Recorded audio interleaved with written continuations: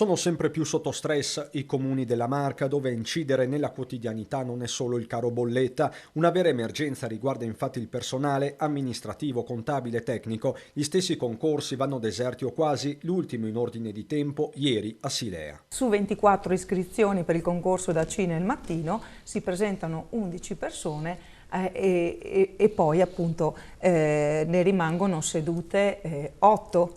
Quindi vuol dire che completano la prova scritta 8 persone, sperando che poi ci sia un esito positivo dell'esame. Stesso copione nel pomeriggio per la categoria D, con numeri ancora più risicati. Su 16 iscritti si sono presentati in 6, tutti profili tra i 1.300 e i 1.400 euro netti al mese. Eppure anche nel recente passato bisognava affittare palestre o sale congressi. Insomma, il posto pubblico non fa più gola. Il quadro non cambia nella Castellana. I concorsi pubblici si stanno presentando davvero poche persone e a volte, per esempio adesso noi abbiamo aperto un concorso di una categoria D per un ispettore direttivo contabile, per cui una persona laureata che potrebbe intraprendere una carriera con anche la prospettiva di diventare anche un responsabile, un caposettore.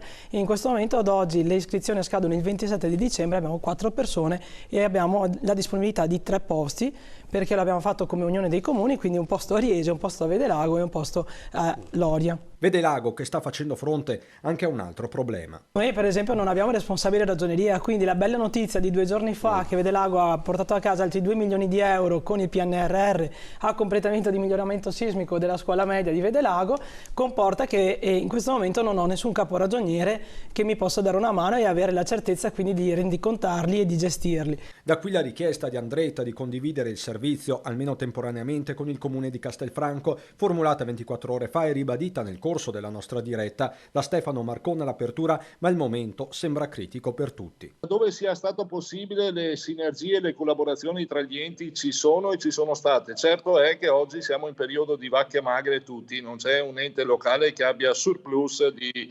personale.